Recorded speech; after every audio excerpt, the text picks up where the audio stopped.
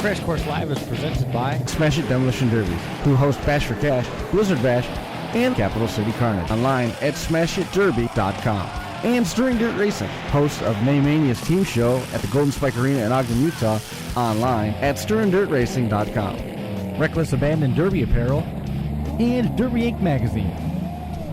This is the Crash Course Demolition Derby podcast, recorded live at the FingerLakes1.com studios in downtown Seneca Falls, New York. And now your host, Chris Marquardt.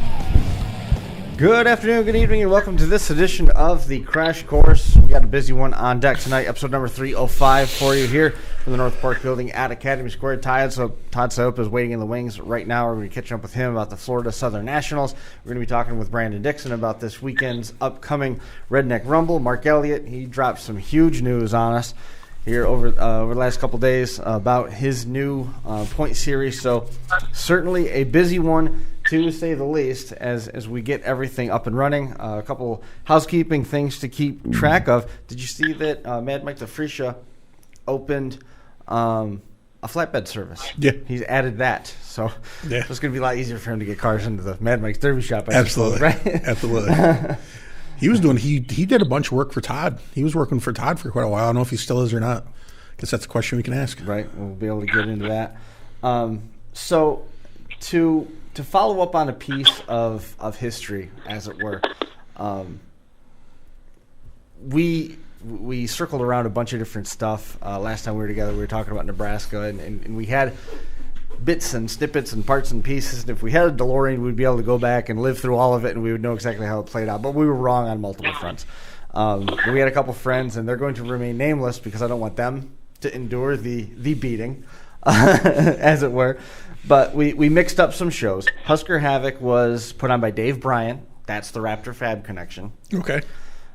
In Lincoln, and up until the last 2 years, then it was in Seward, and that's where Postal Mopar ran their 03 Imperial K member cars. Okay. Okay, so we're starting to put those pieces in place. And then Derbies for You put on the New Year's Bash in Columbus, Nebraska.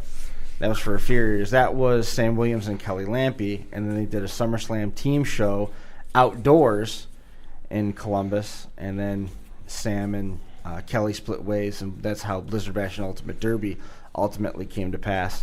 So trying to keep track of all of that stuff. The grudge match was Monte Stava and the Schutte family at Husker Havoc 3. So a couple housekeeping details to touch on there, and again, we're going to try to make sure that our historian, as it were, doesn't get beat up too bad, because I'm sure the shop buddies are going to be picking on him for being too famous. So this is live, and Zach, I saw your messages. So did you see anything, just to quickly revisit here things, I know Todd's waiting in the background, just to quickly hit on some of the stuff from Nebraska. They changed some of the rules out there. Can you hit headlight to headlight now? You might be able to. That wasn't the one that was specifically that I looked at, and I regret for not saving it when I came across it on my news feed. It was promotion tied to King of the Ring and stuff like that. You have a choice of either the upgraded ball joints or the upgraded tie rods, the stock appearing WRP tie rods, but you have to use the original ball joints. One or the other. If it's welded in, screw in type ball joint, then you can't have the upgraded tie rods. So sort of an interesting pick your poison twist to it. So as a builder, which one? And actually, you even built a tilted Vic at one point. Yeah, sure did. not quite to that. Which one would you take? What is it? You either have the ball joint, or you can have the tie rods, but not both. I would go ball joint. Yeah. Yeah. Yep. That's my humble opinion. I'm sure a lot of people are going to tell me. The only reason I've even remotely ventured down that rabbit hole is I know Zach's online listening right now, and he will have plenty of thoughts on that. And he's got a bunch of people in the shop too, so they'll have some opinions as well. So let's we got that checked off. We're going to get into some stuff regarding the greater Buffalo area too. They're talking payouts and the interesting responses that were coming out of that. We're going to hit on that stuff later. Buffalo, New York, or Buffalo, Nebraska? Buffalo, New York. Okay. Sorry, I wasn't very clear on that. Yeah, switching back to home in Buffalo. We hit the tie rods. We hit the Havoc stuff. So Todd Cioppa joining us online to sort of pregame a little bit of the Florida Southern National, which is coming up a little over 2 weeks away. How's everything coming on that, Todd? It's coming great, Chris. We're really excited about it for this year. Should be a really, really good show. Now, Todd, the most important question that all the fans want to know is there's a grudge match between, I believe it's you, Steve, Mark, and JC Molly's, correct? Yeah, we come up with that a couple of weeks ago that we said, you know what, we need a filler heat, so why don't we just make it the Iron City Promotions Cup, and whoever wins becomes the president of the entity. And so, yeah, all four of us are going to be in there and hoping to give you the most pleasurable Derby experience like we always do. Now, the question is are you going to leave on like 3 and junk Steve in one shot? That's what the Cioppa Nation wants to know. Are you going to leave on 3 and junk Steve in one shot? Okay, so and it's if you've ever seen any derbies when we're all in it together, usually we wait till the end, and then usually the pecking order is Steve's the first to go. Yeah, he obviously he's a very, very good driver, and he has the good equipment. But listen, he's the first to go. You know how Wayne says Steve's going to win? Give me that $100. Yep. It ain't gonna happen this time. I can tell you that. So, I mean, you got Joe, me, and Mark. So, okay, so you pick your poison. That's awesome. So, news travels fast. News travels very fast. Brutal. It's brutal, and it's so many times when we've never shut down ever. Never ever have shut down. Steve went as far as to almost blow up his big Baldwin just not to let Mark win up at the Keystone Nationals last year. I mean, that was just crazy on his part, but he said, I don't care. I mean, he wasn't shutting it off. That's awesome. So, that could be a fun heat, but I mean, the team derby is going to be the one to watch. I mean, there's teams coming from all over the country, and the track ain't going to beat them this year. And we should have a really, really good turnout with that the main event, the two-man team heats, and then the feature. We got teams coming in now.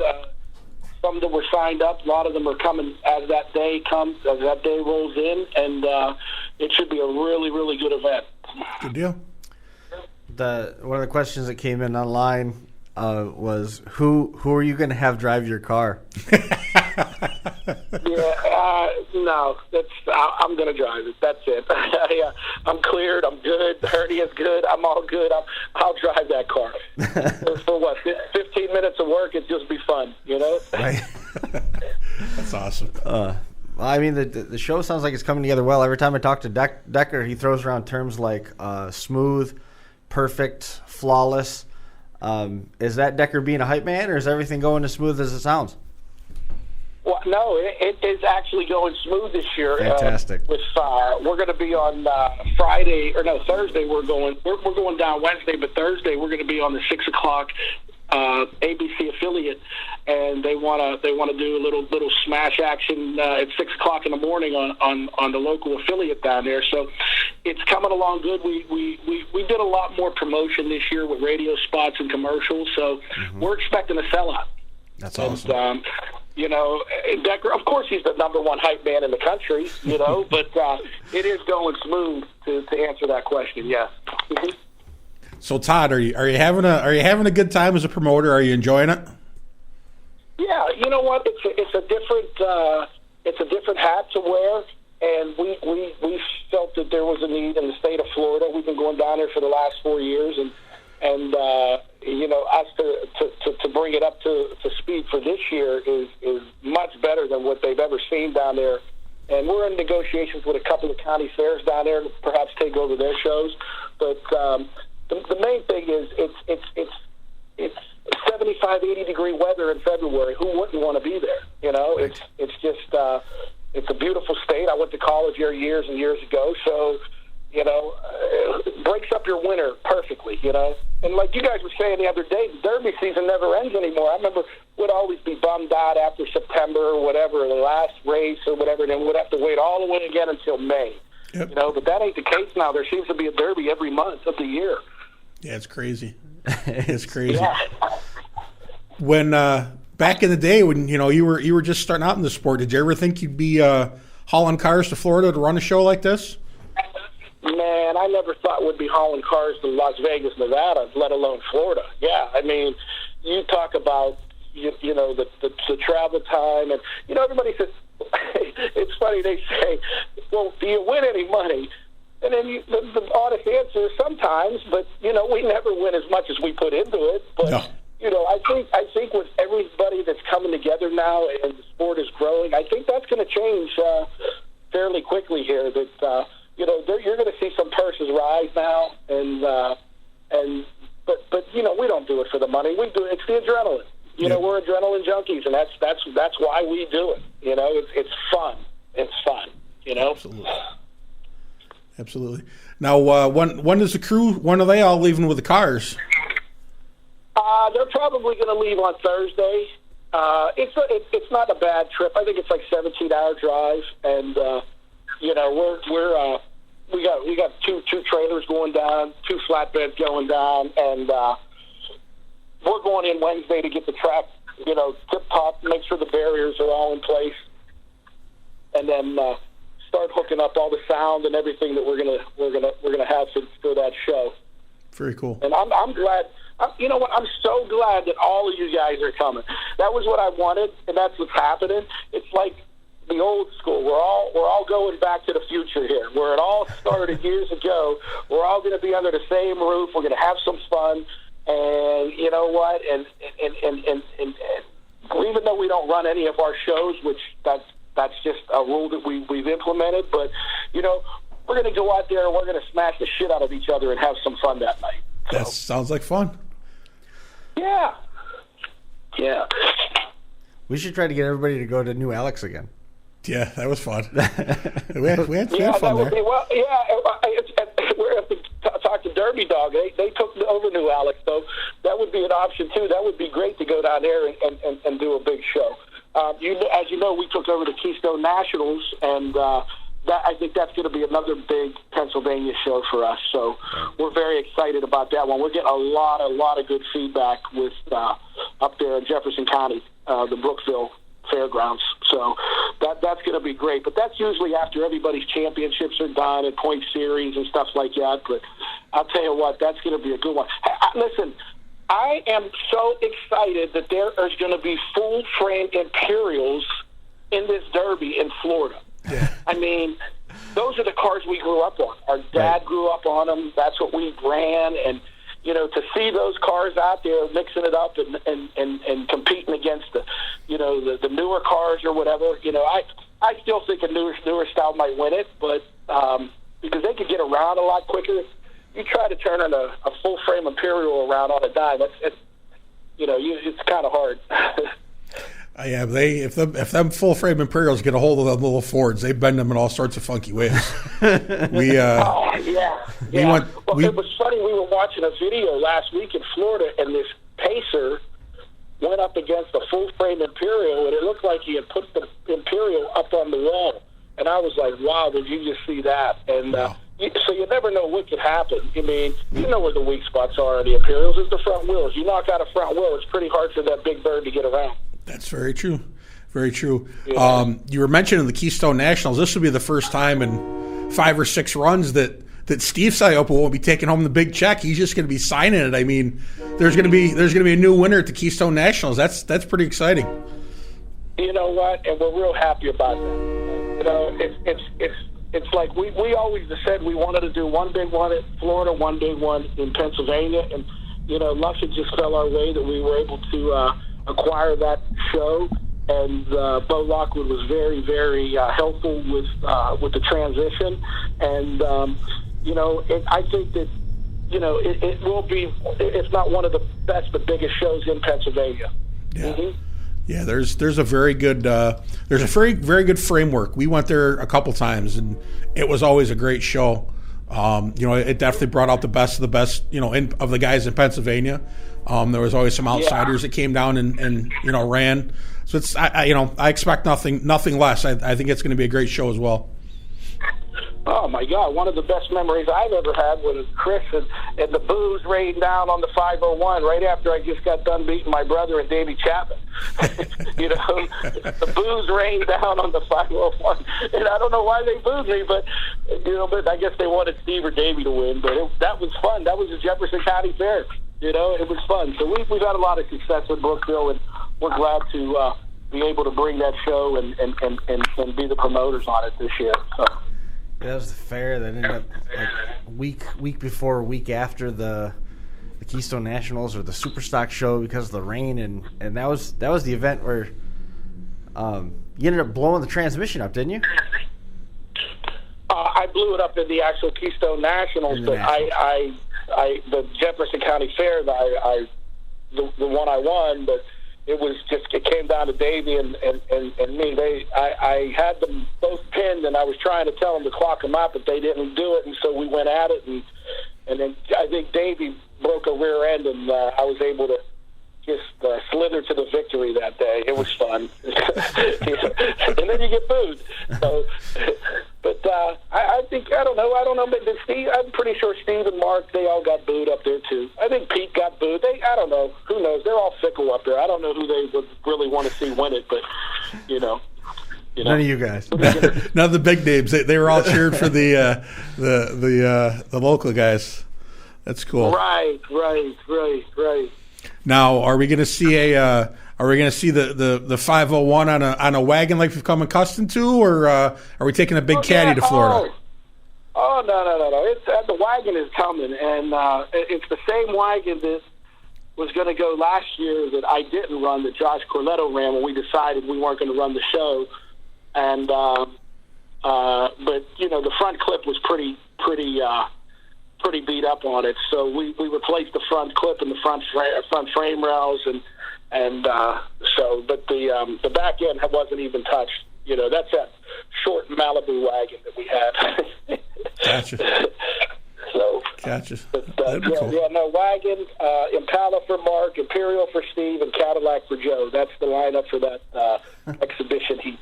Wow. What is it? A fresh Imperial that Steve's got, or the one he's been running? No. The one he ran, I believe it's the one he ran last year. I believe the one he ran at Keystone Nationals with his big motor. Yeah, I think it's the same one. So, pretty sure. So that's going to be a nasty heat. Yeah, it's going to be wild. Holy cow. There's going to be some stuff junked out there. Yeah. That is insane. I will go nose to nose with him. Wow, that's impressive. I'll go nose to nose with him. I have no doubt that I will go nose to nose with him, and we'll see. It's an Imperial, but listen, that's exactly what's going to happen. That's what we want to do. We want to give you the show. We want to break our stuff and have fun. Very cool. Very cool. That's awesome. So we're planning on doing it right before the feature, so that we could go in there, we could turn it up and say, "Hey guys, this is how this feature should go. All out boogie. Let's have some fun." I like that idea. Right. I like that idea. Yeah. Yeah, it's gonna be a fun one. All of it goes down, and Arcadia, Florida, is the location of that one. It's going to be a dynamite show. Open air around the facility, but it does have a roof on it, so in the event weather does turn, everybody inside is going to stay dry. The track won't be compromised in any way.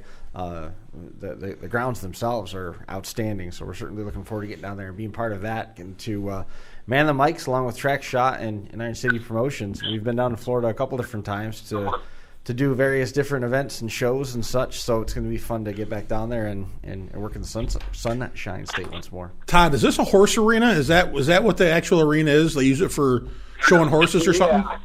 Yeah, the Mosaic Arena is a rodeo, and it's a rodeo arena, and when they have their events, they sell out every time, and it's real interesting because a lot of the people, when we first met up with the Mosaic Arena people, they've been very, very cordial, and they put an email blast out to everybody that comes to their events, and it seems like these people want to see something different, and we're going to give them something that they've never seen before. Like the banner says, this is not your father's demolition derby. So when they see 400 or 500 horsepower motors and cars mangling, they're in for a treat. You know, no doubt. What's the raffle car all about? Oh, it's a raffle car, man. I don't know. I might have to load it. That's for sure.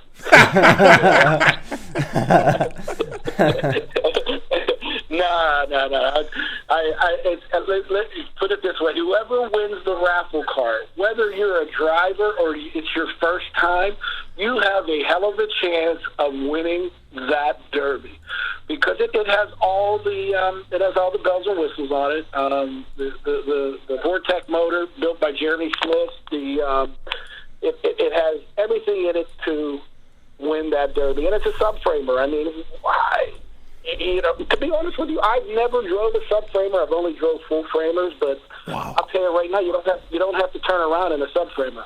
Mm-hmm. That thing is nasty. Right. And I mean, the car was in beautiful shape. I talked to Steve, and I think he said there was one hole in the floorboard is the only thing that had rust on it. One tiny spot in a floorboard. And he said, other than that, it was cherry.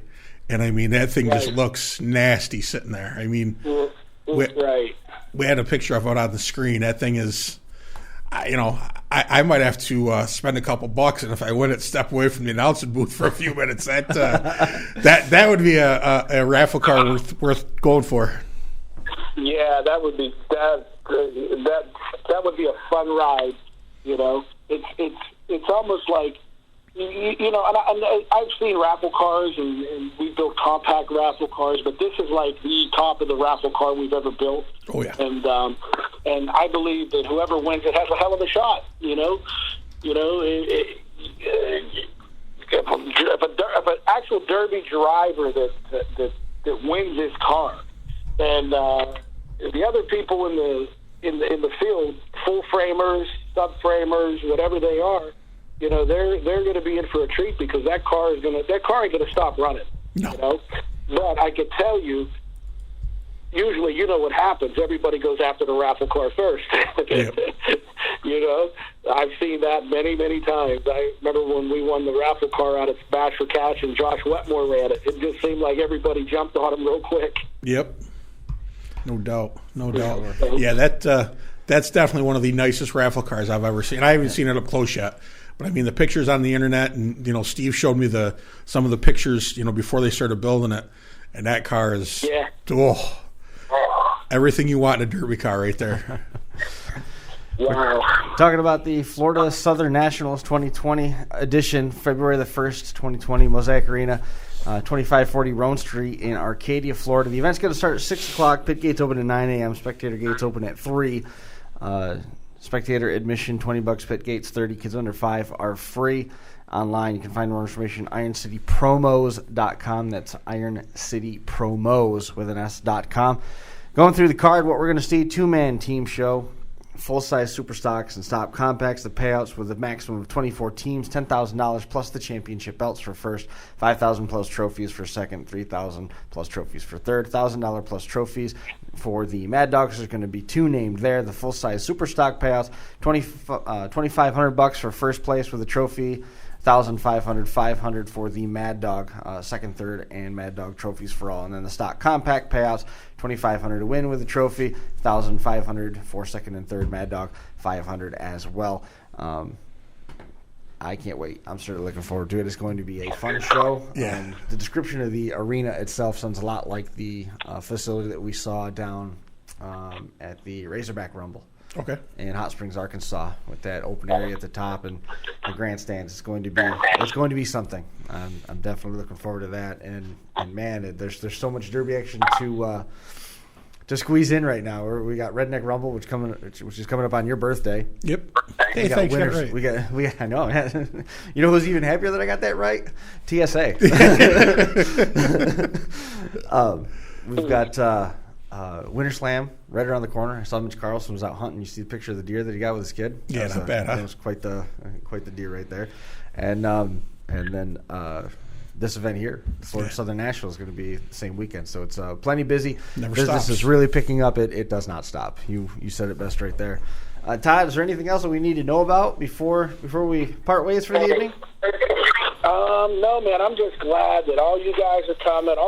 Everybody, all my friends are coming to this Derby. You know, I get a shout out to Johnny and Bill of the Track Shot USA Derby Ticks Decker. We'll thank Robert Major Site Development. He's a big help for us here, one of our sponsors. And you know, it's just we're less than 2 weeks away now. It's getting close, and you know, man, it's 17 degrees this morning in Pittsburgh. I'm looking forward to some of that vitamin C sunshine down there. Right? Yeah. Yeah, it was 12 when I got here. Today it was a little chilly. Yeah. Those 20 hours we're going to be in Florida is going to be nice. Oh, yeah. Yeah. It will be good. We'll be back at home. Well, I'm not going to say it because I'm afraid we're going to jinx it. Yeah. Travel. Yeah. It's going to be like the trip we made to Utah. Fly in, do the show, turn around. Don't even bother trying to sleep. just save it. It's going to be a good time, though. We're both very excited. Todd, we got to thank you for getting everything hooked up and getting us down to Florida. We really appreciate that. So we're looking forward to see you down there. Oh, man, can't wait. So glad everybody's coming, man. I love it. Yep, talked to Skinny the other day. He's going to be making the trip down, so it's going to be a busy booth. Absolutely. Through the course of the weekend. Todd, man, appreciate you coming on the show and hanging out with us for a little while. We'll see you in a week or so. Hey, thank you guys so much. Appreciate it. See you soon. Thanks so much. We'll see you. Bye-bye. I know. There goes Todd Cioppa. And yes, you know, he talked about his friends and everybody coming and stuff like that. He was a driving force behind that happening, and that's very much appreciated and very humbling. So it's cool to see. Do you know what year it is by chance? 2020. It is 2020, and this occurred to me over the weekend that in May will be the 10-year anniversary of starting to film demolition derbies. Really? Yep. The first derby that I taped, I almost didn't have enough battery to get to the end of it. Thanks, Brett. It was. Are you saying he was sandbagging in a feature? It was metal. Nope. I just said thanks, Brett. That's all. I didn't. It was a great finish. Him and I think it was Beersy. He had a yellow wagon. Oh, it was your Brett had his wagon. And it was the year Brett had his wagon at Metal Destruction 1 in Cuba. That was the first one. We didn't have any idea about lights and no wherewithal whatsoever about bringing a tripod in any way. You filmed that all by hand. That was all off the shoulder, yeah. On top of, and you've seen the video, right? Yeah. I mean, it didn't look like much of anything, really. I was juggling that by hand and had the clipboard keeping track of the final outcome. That's why you're Chris Marquardt. No one else is. I'm gonna have to borrow that from you sometime. I'd love to watch that again. Oh yeah, like that was a great derby. Fantastic derby. Terry won the stock show. Chris Sari had a raffle car and took it to third. Right now I think that the raffle cars, in terms of their percentage success, is as good at Metal Destruction as it has been any place else. Jake Doyle won with one. He won with, and they had to show him the shift pattern in that because it wasn't and the carburetor wasn't working very well. And he drove it right down and won. Right. He won with that, and Brett won it twice. I was going to say 2 or 3 times. I know he won Brett twice. Yeah, he won twice. So the second one came down to him and somebody in a newer style Ford. Kilmer's. Yep. It was Kilmer's. It was the Killer Instinct car. Yep. Remember, he got him. It was Matt, and then he got him pushed out in front of the stage. And on the last hit, when he hit him, he lost his fan blade or fan belt. It backed away, and Kilmer was done.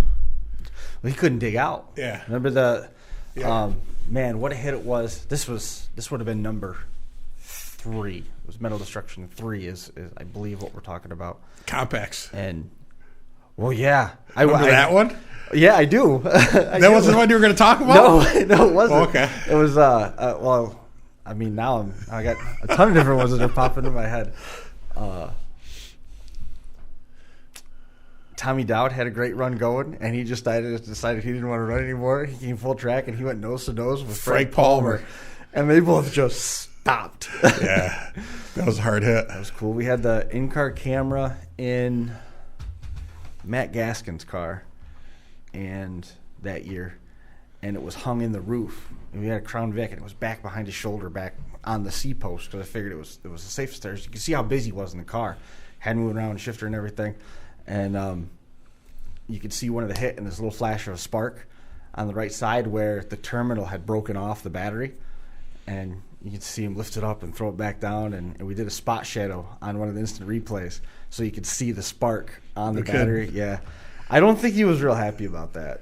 Do you the compact hit that I mentioned was the first that was the team show of the area that I really remember, and they did everything they could to take out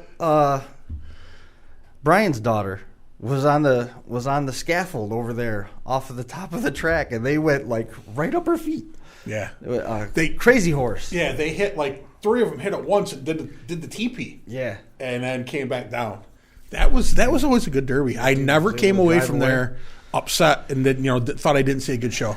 That was number 3 maybe. Jim Beatty had a great run there in that green and black. I drove it right down to the end. Yeah, and just driving like Jim does, and he still drove it down to the end. Oh, yeah, he got deep in that. Yeah, that was a great show. Yep. We got a couple. I mean, now that we know it, because I really don't pay attention to that kind of stuff, it just sort of clicked. We were actually talking about how we were going to get all of our family videos into one place at some point because they're strewn about all over in the different hard drives, et cetera. But we're going to try and dredge back through some of that first year because there was some good stuff that we got on camera, and some of it was very bad. Well, I remember the first time I ran camera for you. We went to Dundee, and there was a monster truck show and a demolition derby. And I went up and stood on the you suckered me into announcing for a while. Then I went up and stood up on the flagger stand and ran. That was the first time I ever ran a camera for you. Mm-hmm. Nervous the whole time, said it when I screwed up. And you went solo at one point too. I remember. I think you went solo down there one time when there was like 3 Imperials there, Decker and Richie, and Decker ended up winning with a subframer. I don't remember that one. I think so. Decker's won a derby before? I seem to be. Strange. Tommy Woodbury just commented, wasn't it LB Fiduciak? It was LB. It was LB. LB had a black car. Crown Vic. Yep. Tilted. And he was pushed up against that wall, and it was soft along that front wall, and it was LB. LB was running with the Kilmers at that point, but Matt was in the middle of the track with a Cadillac, and he fell victim. He might have been 3rd or 4th at the same time as Frank Palmer went out. Those guys had the same lot of troubles, and it was like 4 and had the potential to be like a team derby. Yeah. And then all of a sudden, just like that, snap of the fingers, it was down to 2, and LB just got backed into a pass spot. LB was such a fun dude. I miss seeing him. Going down to Hartford Fair and seeing him because he just had this attitude about him. He was just a fun dude to be around. That whole group was. Yeah, great, cool. Great drivers, great builders. Yeah, I just, like I said, I never came away from that derby, upset. It was always a good show. We seen a lot of great drives. The first year there was, I don't know if I'd call it the best, but the first year was pretty awesome. There was a bunch of wagons and a lot of Chevy wagons got jumped. I don't think the first year was the best, but it certainly it was set a high bar. It was out of nowhere. Yeah, is kind of what the vibe that I took away from it was. It's like nobody had ever really gotten anything like that in New York, which was really the special part of it. Yeah, and it was outstanding. I mean, the first year was great. And then the subsequent years got increasingly strong. And then the Manns came out. Eileen Mann was out there, and she got hit against the wall and got lifted up. One of the Adkins came up from Ohio, ran. Yeah, I think that was Zach.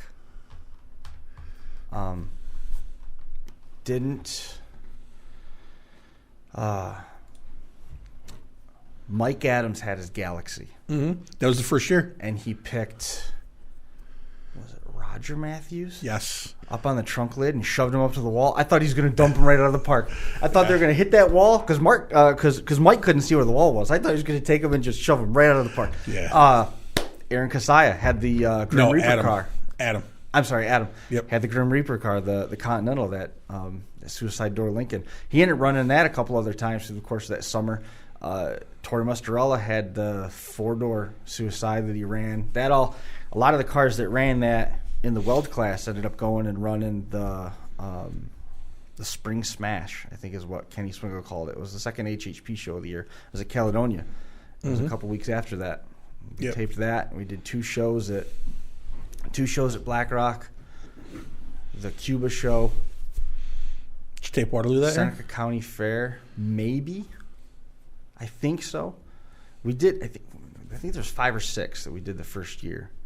Then he said that was fun. I'm going to do 30 the next year. Yeah, it kind of did go that way. It was something like that. Like by 2011 was the first year where we kind of knew, where I knew what I had to do. You know what I mean? Like in terms of editing, the pace, and what people wanted to see. And 2012 and 2013 were the best years. I mean, we were going all over the place for stuff. And then we started this in 14, right? No. Yeah. We started this in 13. Fall of 13. In the fall of 13, right. Whew. Yep. Time flies and you're so, having we're fun. not too far away from 10th anniversary of this as well. How crazy is that? It's a little crazy. It's a little crazy. The miles we've put on and the derbies we've seen. The amount of money that we've seen blown up. Oh my gosh. Oh my goodness. Right? I mean, think about the amount of money just in cars right. before you get to rear ends and motors, transmissions, and I mean, when we started, you could get a clamshell wagon for $1,500. Right. Now there's guys paying $3,500 for them. It's insane. And everybody kept saying that they would never spend that amount of money, and yet a number of people do. So, real quick, we got a quick break in the action. We're trying to get a hold of Brandon Dixon right now to talk a little bit about Redneck Rumble. We'll run through that stuff here momentarily as well. Capital City Carnage is another one that's not too far away, March 6th and 7th. So we're, 6 weeks away? Mm-hmm. Right? 6 weeks away. Limited welds, 10,000 to win, 50-car limit there, $2,500 Mad Dog Award for that one. The 2-man extreme class is also 10,000 to win, which that was supposed to be a throwaway class. And now they're paying $10,000, right? 50-car limit there, 25. It was supposed to be a class that you could just run the cars you don't want anymore. And now I bet you it's going to be full of. If it's in Kansas, it's going to have at least a dozen 225s in it, right? Oh yeah, it has to be for Cadillacs, wagons. Yeah, it's $2,500 to win Mad Dog Award in that as well. Added this year is the front wheel drive hobo stock and the Weld Street stock class.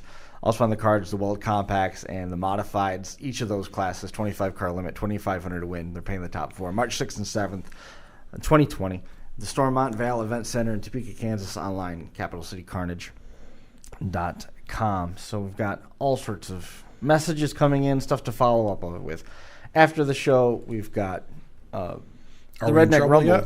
What's that? Are we in trouble yet? No, everything's been pretty smooth so far. Oh, hey, look out. Probably don't need that. Uh-oh. We'll get that stopped. I read somewhere that the Redneck Rumble is sold out. It's entirely possible. It wouldn't surprise me. Yeah, I read somewhere that it was sold out. There we go. So we got that all straightened out. So the Redneck Rumble is hosted by Wicked Demolition Derbies. Brandon Dixon's in charge of that one. It's another one of the indoor shows. Friday, January 24th is going to be the Rebel Run in Duro. Oh, hey. Let's see. Is that Brandon? If I recognize the number, we'll answer it. It is. Perfect. Brandon, how are you? Hey, what's going on, Chris? There we go. All right. So we got Brandon right just in time. We were just starting to run through some of the details. So you now would probably be a great time for it to ask that. Is Redneck Rumble sold out at this point? Redneck Rumble is sold out for general admission and for driver entry. Well, I guess that pretty much covers that, doesn't it? That's outstanding. Have you had sellouts before? 7 years rolling. Yeah, that's pretty nasty. Well, the way the news came across, I thought it was the first time, but it sort of makes sense though. With the amount of you had that early indoor winter slot occupied. You sort of had a stranglehold on it, and everybody started to sort of encroach on your turf there. But nonetheless, you guys have been able to weather that storm, and entry list looks as strong as it's ever been, and it's going to be another good one. Yeah, things have been going well. Yeah, I mean, I've seen a couple memes, I don't know, maybe a week ago on Facebook, and, there's guys more or less, making fun of people wanting to buy trade bumpers for tickets and this and that. The annual crisis, hey, I didn't buy my tickets in time, let me try to trade something for them. That's pretty funny. Right. The Redneck Rumble event's going to start with the Rebel Run Enduro, which is going to be the pre-show, so to say, leading up to Saturday's main event. $30,000 in purse money, old school metric class, a metric DP class, the co-pilot Bone Stocks, Mini Madness, and the Bone Stocks, all part of that. The flyer says tickets are available online at such and such website. In fact, they're not. They're not. It is sold out. Sold out. This one is it's a staple. Going making that winter trek to Sturgis. We've been there before. It's an outstanding show.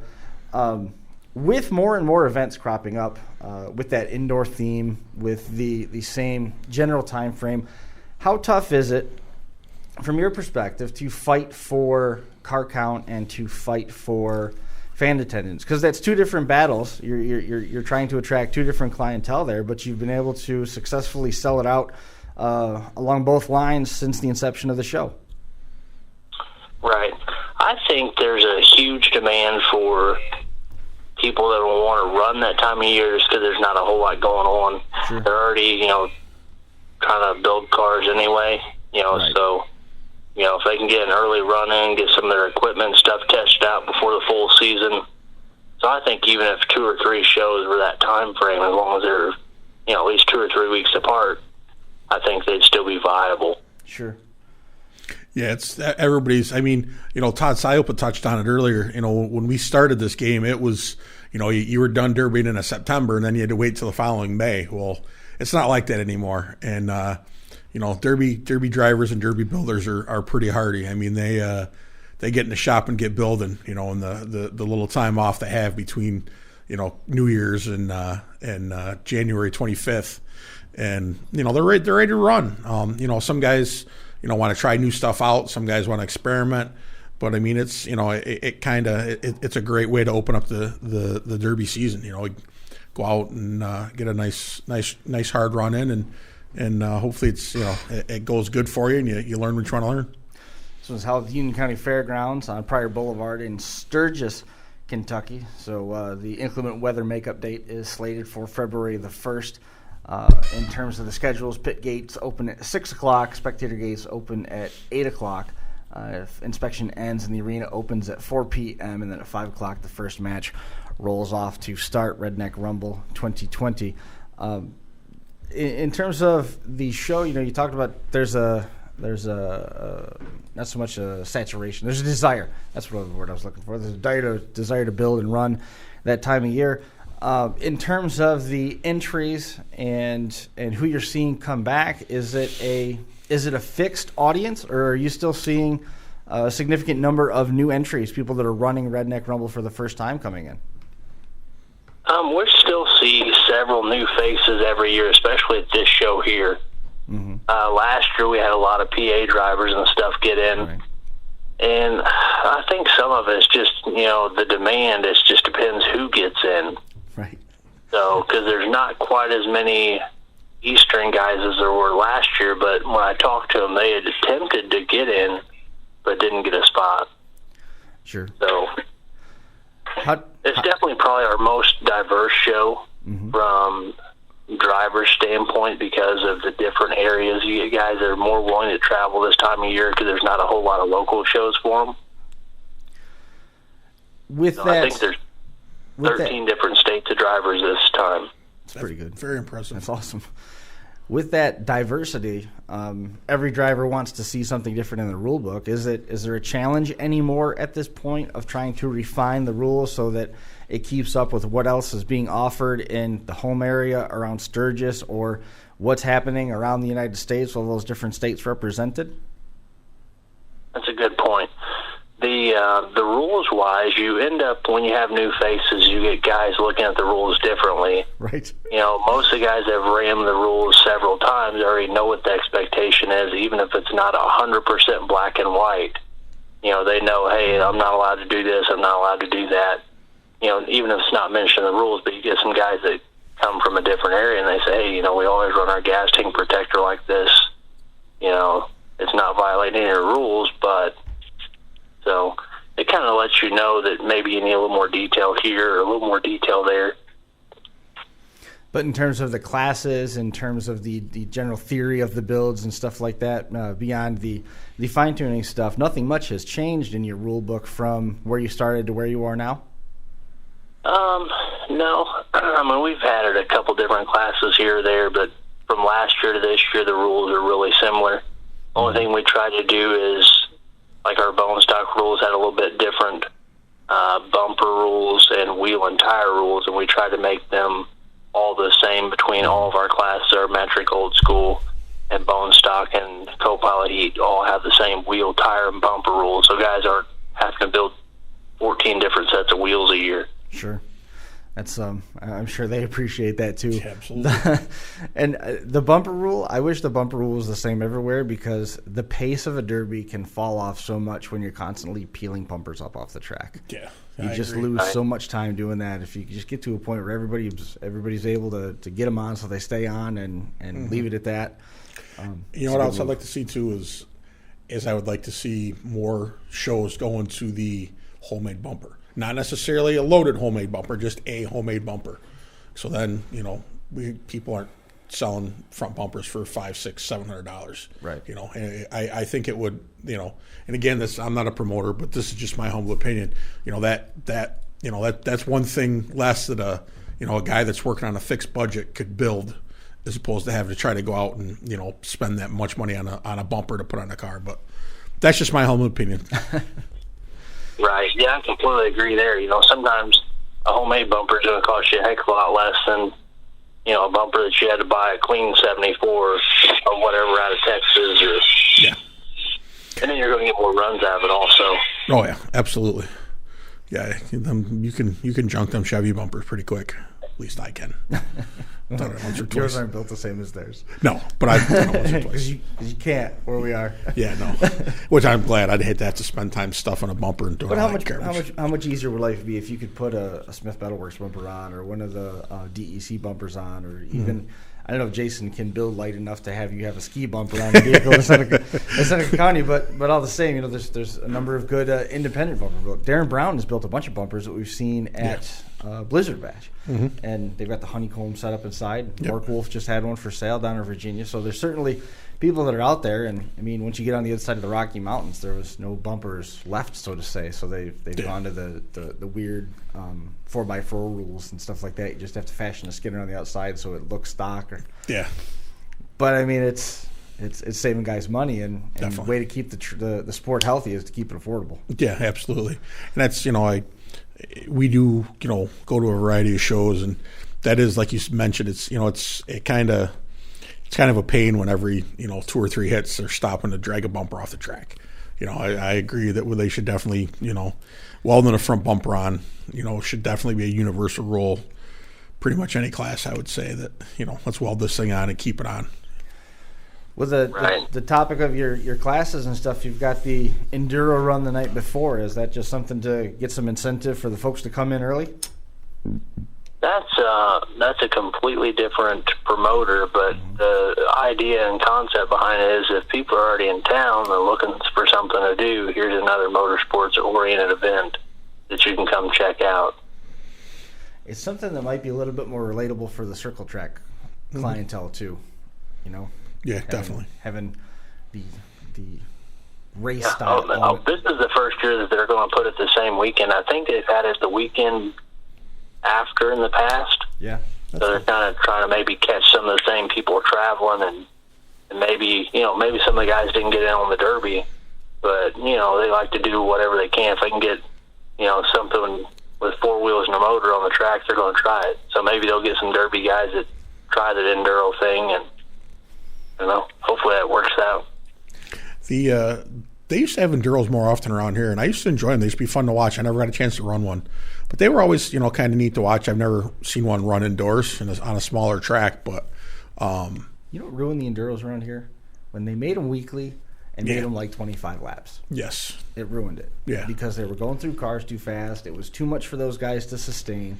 And then it turned into a class. It turned into a class. And then when it becomes a class, it includes points. And when it includes points, it turns into an arms race. And when it turns into an arms race at that level, it doesn't work. No. It prices itself out of viability. Mm-hmm. And then, on the flip side, you get no tech. And then there's no tech, and now they're starting to bring race cars to an enduro, and people are getting mad. And, I mean, you can take that dialogue and apply it to just about any entry-level motorsports, whether it's demolition derby, motocross, circle track, drag racing, whatever. Very true. And you can see it run the same life course front to back. And and that's one of the things that I can remember way back. I mean, 25 plus years,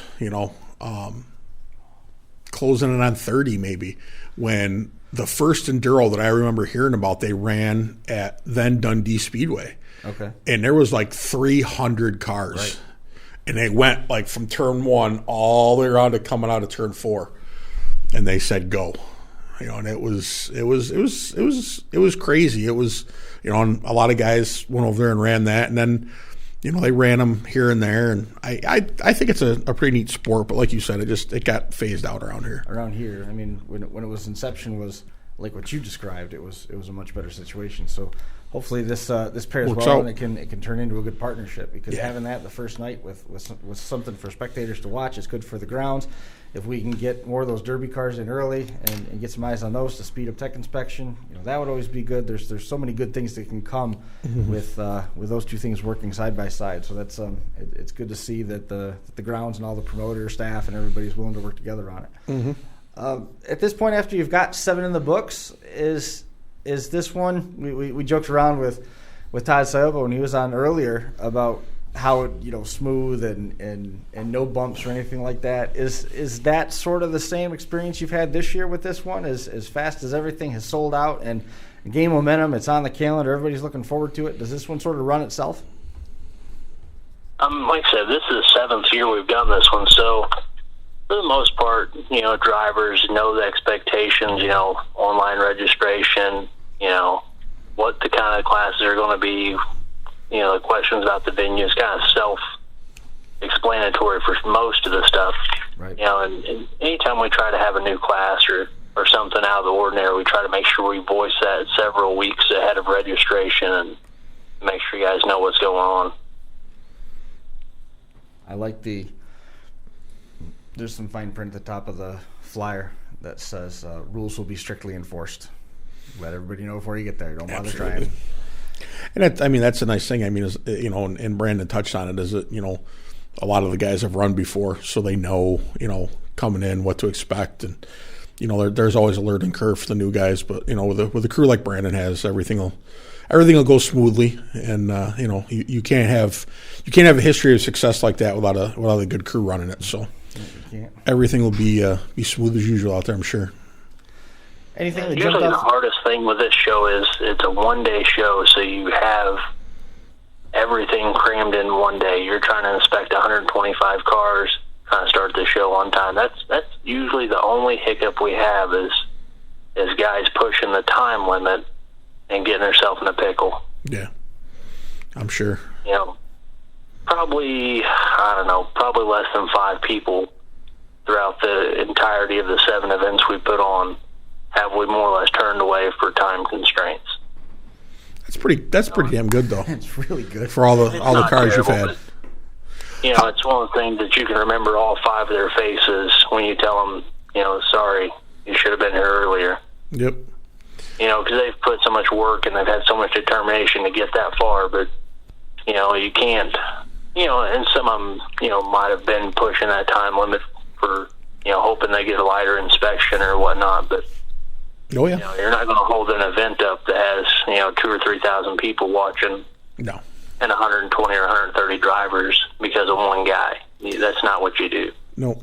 How many inspectors do you have in your line when you for a 1 day show like this? We still only typically we'll run 2 lines, and then we still only typically have 3. We'll have 3 guys looking and 1 guy scribing down what stuff needs to be changed and directing it to the driver of Yeah. I've seen a few different inspections, and I sometimes wonder if less would be more in some cases. What do you mean? Not that too many eyes cause an issue, but maybe too many opinions do. To where if you had fewer guys looking, if you have 6 guys looking at something, if this guy says, I don't know, by the time you get to the 6th guy, it's going to be, oh, no way, cut it or you're going. It could go from, I don't know, to no way, it's got to be cut or you can't run. You know what I mean? Right. So if you only have 3 guys, say, hey, look, this is the issue. That's 3 opinions. We work it out. All right, this is what you got to do. I wonder if sometimes maybe less would be more, or less would be better. But again, I'm not a promoter. I don't have a dog in any of the fights. So As long as cars get smashed in a timely manner, I really don't care. I'm just just wondering out loud, I guess. Nah, you hit the nail on the head. You get 7 or 8 guys standing around trying to see what they see and their opinion of this or that, and it usually doesn't work very well. You get 2 or 3 guys that are well trained and have good vision and understand where the areas that are critical need to be inspected the most, and you move forward. Yep. If like back in the day when we were running kicker cars, you knew those cars were bending A-arms forward and that was your focal point. If you're sitting there spending 10 minutes looking at a crush box when it has a 2-inch kicker from the dash bar to the A-arm, you're wasting your time. Yeah, no kidding. So you focus on one of the main highlights, the part that's going to bear the most fruit, and the places that you would most likely help a car out if you're running that class. Where would I focus my efforts at if I was going to try to enhance this car? Absolutely. Right. And that's exactly it. I mean, that's, you got to have guys that are guys that run. I mean, you can't just have, non-builders and keyboard jockeys that come in to do this stuff. You got to have guys with experience. Right. And like the bone stock class, most likely if a guy is cheating A-arms forward on his car, it's probably not going to change much because there's no driveline pressure. It's going to bend at the crush boxes. Mm-hmm. And, that's where I would work on a car if I was running that class. Yep. If they've got it plated A-arms forward, I guess good for you, but it really probably ain't going to change the build much. No, you're still gonna bend right at the crush boxes, like all the newer style cars do. Yep, you're right. We just try to focus our efforts on the areas that are critical, and we're all going to miss things, but we're going to try to get most of the stuff that would change the outcome of the Derby. Absolutely, I agree. We've got Urban Destruction sitting out there on the other side of this as well. How's that coming together? Really well. We're pretty excited about that show. Last year was probably the best entertaining wise and / the worst weather. So the least amount of people to see the best Derby we've had there. But, it was an awesome Derby. There was great action. Even though the track was a little wet the first night, the second night those guys were out there and just tearing some stuff up. Cool. Well, again, online, we've got... Oh, I lost the page. Great. Wicked Derby. WickedDerby.com. I just want to say Wicked Demolition Derbies. I know it's not it. Wicked Derby. You can find all the information there about the Redneck Rumble and about Urban Destruction and the rest of the calendar year. Redneck Rumble is this weekend, Friday the 24th. Includes the Rebel Run in Duro. And then Saturday is going to be $30,000 in purse money paid out over the old school and metric class, the metric DP class, the co-pilot bone stocks, Mini Madness, and the bone stocks. All of that set to go off with 125 cars at 5 o'clock on Saturday. Online for additional details, redneckrumble.net. You can find more information there. Brandon, man, we appreciate you coming on the show. Congratulations on a 7th straight sellout. 125 cars going to be wrecked on Saturday. Wish you guys the best, and hopefully everybody travels safe and inspection goes smooth and you have another killer show. Thank you, guys. Appreciate it. Anything else you want to add? Anybody you want to mention? Just the whole crew. I mean, it's the same guys year in and year out putting in the effort. They know who they are. We're just looking forward to another great show and hopefully another great weekend. Well, we wish you the best, man. We'll talk to you when we get a little bit closer to Urban. All right. Thank you, guys. Thanks a lot. Have a good one. All right. That was Brandon Dixon getting ready for the Redneck Rumble coming up this weekend. It's going to be a good one. 7 straight sellouts. That's not bad. Good, right? Not bad. Pretty Good. We get everybody? I anticipate the phone is going to be ringing any time now. We're going to have Mark Elliott on to. I forgot. We got to talk to him about some. He's bridging on the back a little bit of some of the stuff that's happening at Redneck Rumble with his own series. Any place that he's going, he's got some folks that are buying into a points championship structure that he's put together. First, second, and third plus Mad Dog. He's got 13 promoters working together on this. He put a video up on his page, ME527 announcing's page.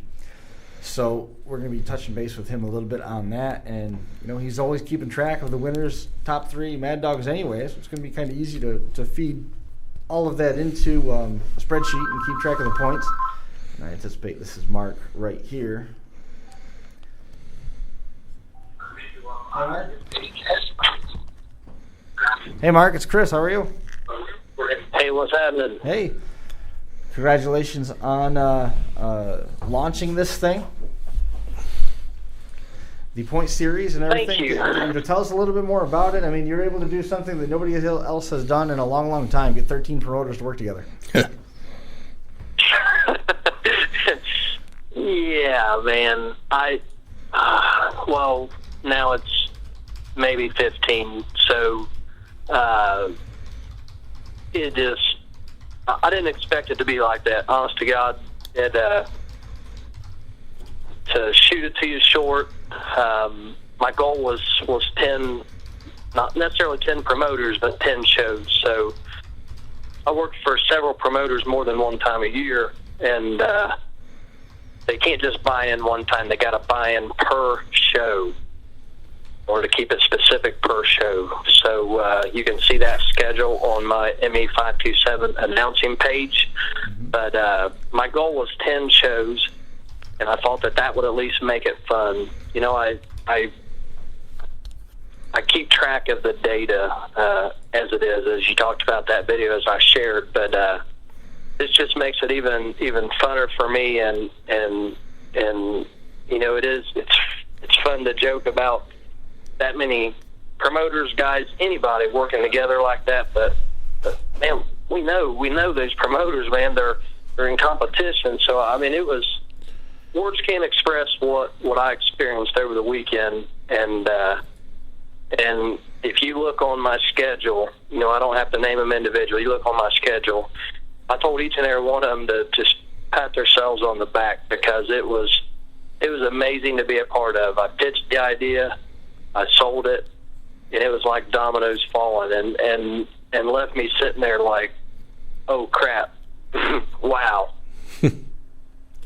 So the schedule is going to include a lot of the shows that we often talk about. The first one will be Redneck Rumble. We're going to have that. There was the Wicked Derby coming up on the 25th. And then after that, the next week, Iron City Promotions Florida Southern Nationals is going to be on there. And then the schedule from there shifts to John Peck's Bluegrass Bash, Spring Explosion's on there, Urban Destruction's on there, Destruction Motorsports, that's an event in Richmond, Indiana, Derby Icons Metal Mayhem, both nights at the Riverside Riots, and that's Toast's show, if I'm not mistaken, right? No, that is one that myself and Justin Buchanan do. It is the Lawrence County Proctorville, Ohio Fair. So that's where the Atkins, you mentioned the Atkins, Zach Atkins, that's their hometown. Okay, perfect. All right, I apologize to both of you there. Junket Promotions in Muncie, Indiana, Roots Fab, King of Butler in Ohio, the Getting Junked event in Salina, Ohio. Hardcore Promotions has a couple dates on there, the Washington War Zone and then the Labor Day Lockdown. Iron City Promotions Keystone Nationals, Hardcore Promotions Final Confrontation, and Wicked Derby's Team Show, Preble County Fall Show, and Coke Promotions the Turkey Derby.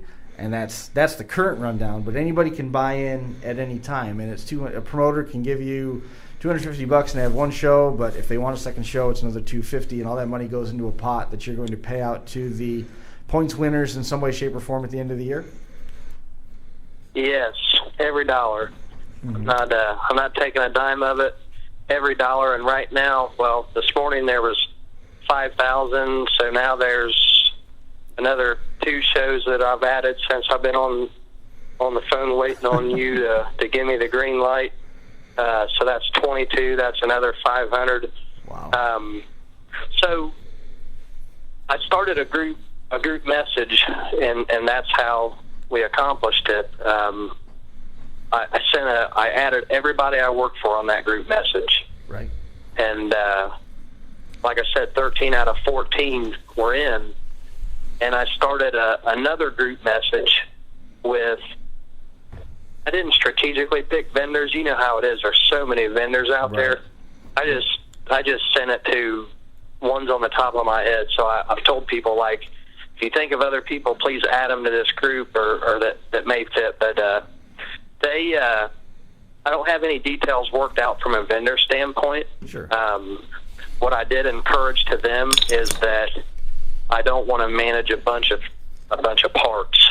I've done that in some of the raffles I've done, and I still have people messaging me asking me what they won in the Braun raffle. I mean, that was last May, and I don't. It's going to be a big enough fair for me to manage. I want to make it as simple as possible. So I've asked any vendors if they want to get involved. For the drivers, that's what it's for. It's not for any promoters. It's not for me. It's for the sport. If they want to get involved, either a monetary donation towards the purse or something to make the series attractive, whether it be, Derby teases in. I don't know what they're going to do, but they don't do anything that's not awesome. So, right. I mean, if it's trophies, if it's whatever, man, my mind's just rolling. So it's whatever those guys want to make it. It's already cool the way it sits. So I appreciate so many people already.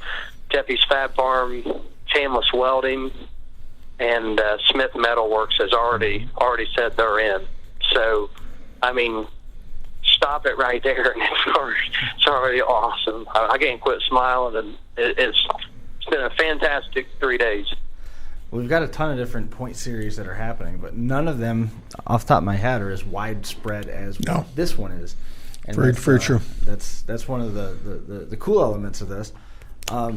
So in terms of each event, you score points for being in first, second, and third, and then you get a Mad Dog Award coupled on top of that to score points as well. But are you only awarding points to the headline class, or is it to all classes that run at that particular event or that particular day?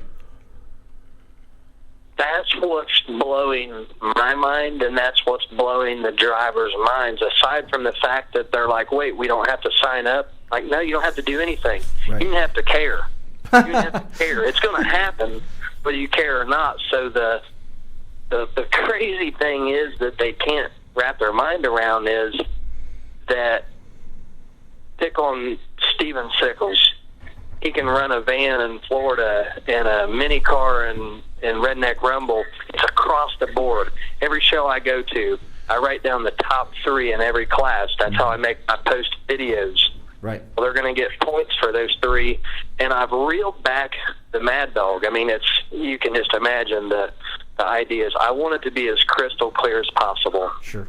And how could you not include Mad Dog? Because that's what we're trying to promote, action. However, Mad Dog is not necessarily my decision. It's a promoter's decision, and this isn't a promoter series. It's a series that I'm doing, and I'm responsible for paying somebody a crap ton of money at the end of the year. So although I'm going to include Mad Dog, it's not going to be a standalone.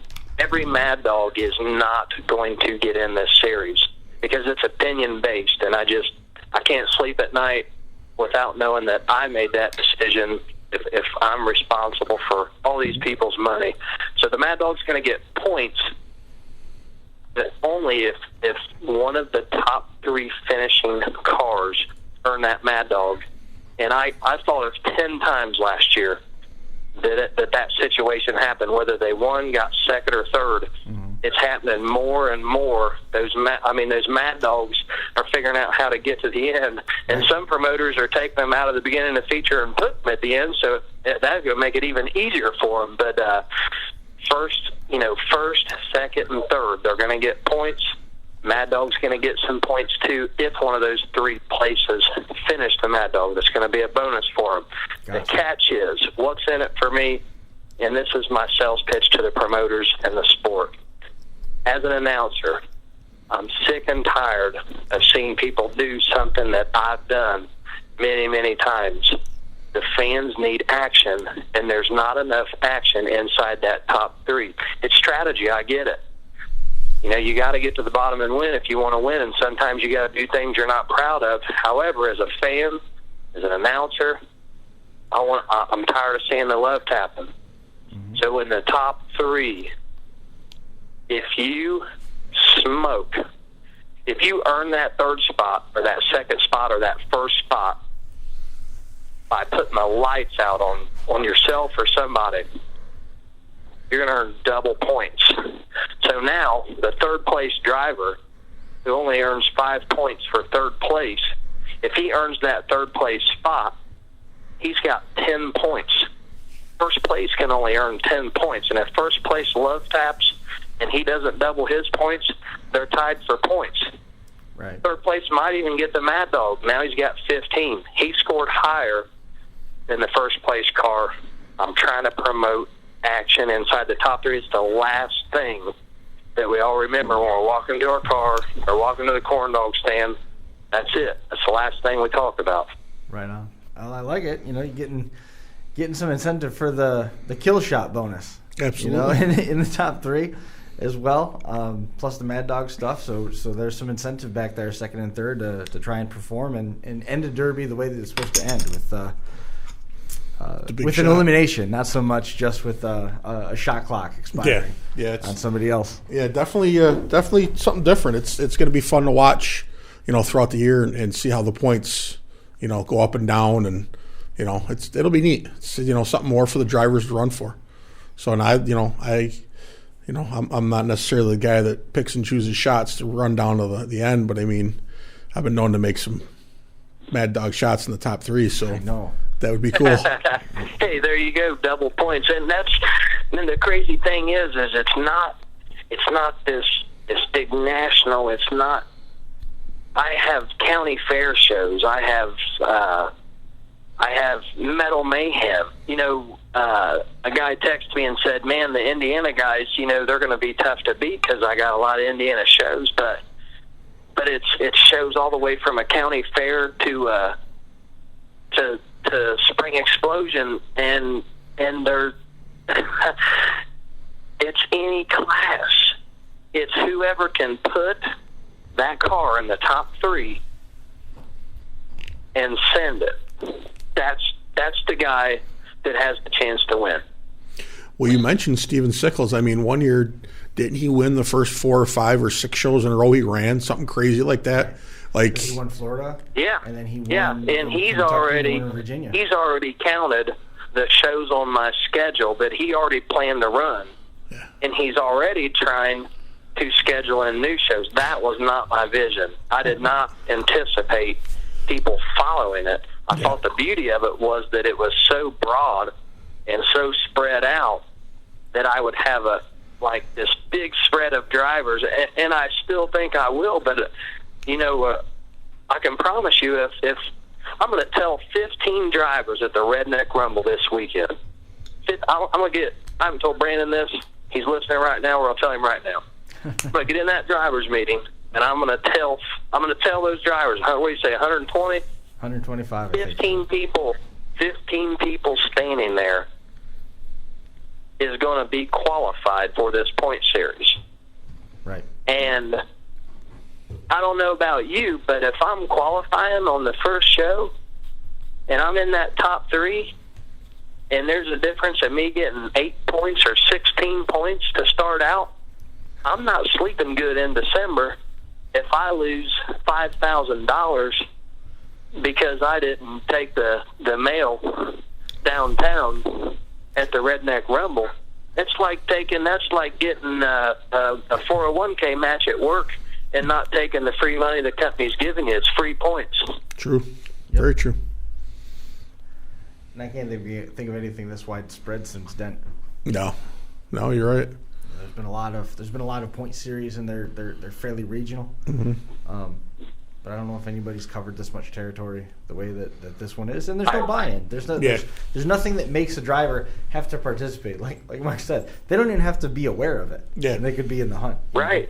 Yeah. They could get the call like, hey, by the way, you're in the top 10. Are you running anywhere else this year? And they're like, it's like I'm doing all the work. They don't have to. The promoters are like, what else do we have to do? Nothing. That's it. You're Very out. cool. You paid your visit. You're out. And oh man, I've got so much going through my mind. I have to mention. I did not anticipate people feeling left out. I've had people messaging me, you don't announce our show, we'll pay double, put us in, we'll keep track. And I'm like, maybe later, not today, because, I've had a vision that I've never planned to put into action, that there would be this entire sport point series. Mm-hmm. And I don't even know how to do it or how I would ever do it. And that's all the thought that I ever put into it. When I posted my schedule this year, Josh Woodward of the Woodward family from Indiana, mm-hmm. he commented on there and said, with a schedule like that, you could have one hell of your own point series. And it clicked. I mean, it clicked like nothing has ever clicked in my life. And I went straight back to that vision, and I'm like, holy crap. Now, I could do that because I'm there. I can manage it. Excel's going to do all the work. I already got the spreadsheet. I've tested it. I've ran the numbers, and I'm going to learn along the way. Like, it's happening. Like, yep. This is happening, and I don't have all the answers, but I wrote a set of rules, and I continue to send that I'm going to communicate before this weekend. I send every bit of this to each of those group messages, the one to the vendors, one to the promoters, and they're probably all thinking this dude's off his rocker, but they're the ones making it possible. I want them to know what they're a part of. Sure. And I encourage them to tell me that won't work, or this won't work, or what about this? And because I sure as piss don't have it all figured out. Well, you're heading in the right direction. I think it's outstanding what you're doing and trying to put that together, including all the different states and the different drivers. You're going to see a number of people just based on where you were hired multiple times. So it's going to be a barn burner that comes right down to that last event, and we won't know until the Turkey Derby coming up in November. We're still a long ways away from. It's going to start this weekend. It's like NASCAR. It's going to be November before we know who won it all. That's insane. Actually, it's Winter War Zone in White Pine, Tennessee is the last one on the schedule. So okay. So yeah, and it's usually sold out. So yeah, to your point, the Turkey Derby. Turkey Derby is always a wide variety of people. Mm-hmm. If it's anywhere close in the points at that point, they're going to come out of the woodwork for it. Probably. Absolutely. And that's always good. You want more cars, right? Absolutely. More the merrier. Yeah. We can catch Double up. Points. We can catch up on all the updates just by tuning into ME527 announcing on Facebook. Yes, sir. Is there going to be a dedicated webpage any place, or are you just going to stick to doing it on Facebook? That's a fantastic question, and I would certainly appreciate your advice. I have no idea. We'll follow up more. Okay. Great. Sounds like a fantastic idea. Well, we can follow up more on it. I'll catch up with you here. Is there anybody else you want to make mention of? I think it's great what you got going. At this point, the announcement's out there. The schedule's out there. People can follow up on ME527's announcing page and find out where it is. If any promoters want to get involved with it, they got to hire Mark to come and announce their derby. And then that would also, with the $250 buy-in, it would put their event on the schedule as well. Anybody that you want to make mention of? Honest to God, there's no way I could mention everybody, but I definitely always want to point out for myself and all Demolition Derby drivers, promoters, broadcasters, that we certainly appreciate our family, our spouses, and the support, because she is mine is, things take off and it's like drinking water out of a fire hydrant, really. Right. Is there a cutoff at any point? Can we get to the end of October and still have somebody buy in with a late fare?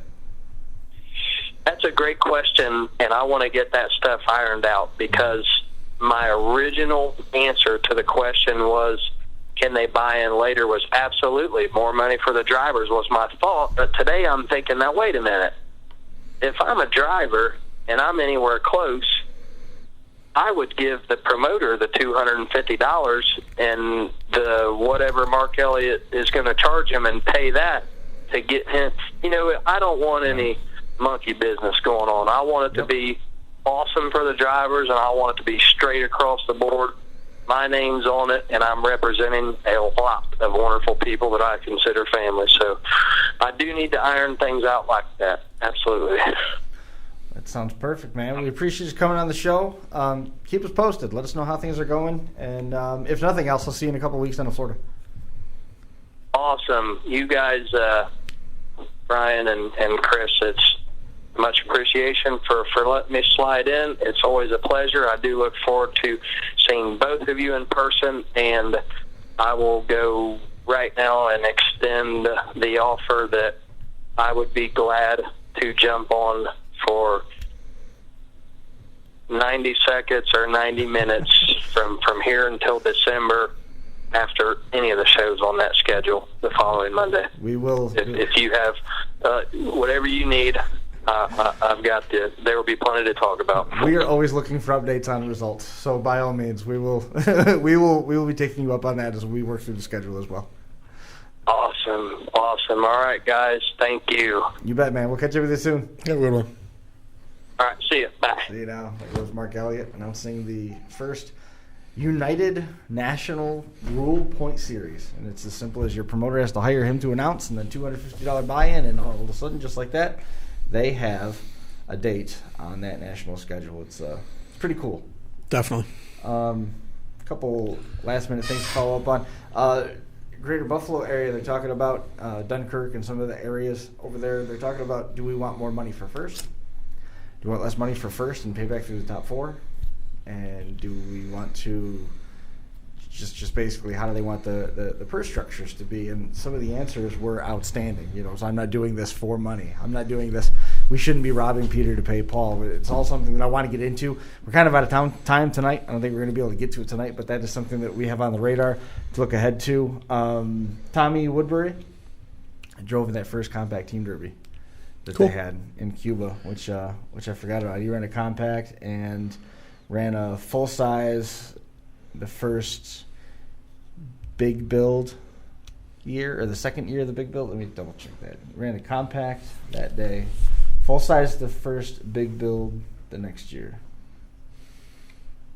So he was out there for a couple of the different races in Cuba, which is pretty cool. Cool. For sure. What do you think? We covered a lot tonight. We were all over. Redneck Rumble in Sturgis, Kentucky coming up this weekend. The week after that is going to be the Florida Southern Nationals in Arcadia, Florida. Both of those events part of Mark Elliott's 2020 Unified Points Series. So lots to think about, and we've got more coming. We're going to be back again with another busy show next week. We're looking forward to that. We talked to Billy. It was Billy Monroe, right? I told you about the guys from down in Virginia for February 22nd? Yes. Yes, Billy Monroe. We're going to be having him on the 29th. So we're going to be talking with him next week by the looks of things, or next couple of weeks. So we catch up with him. Everything is trending in the right direction for Derby season to be exceptionally busy. Crazy. Hour and 23 minutes. I think 3:05 is getting a little bit too close to being 3:05 and 3:06. Let's call it a good one tonight. Thanks so much for tuning in here at the North Park Building at Academy Square. We're done at Finger Lakes 1. We'll see you next time.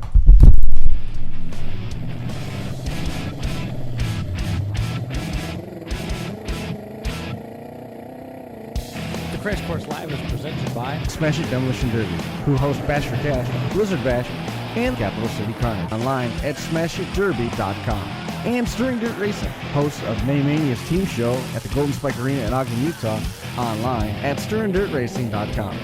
Reckless Abandon Derby Apparel and Derby Inc. Magazine. This is the Crash Course Demolition Derby podcast, recorded live at the FingerLakes1.com studios in downtown Seneca Falls, New York.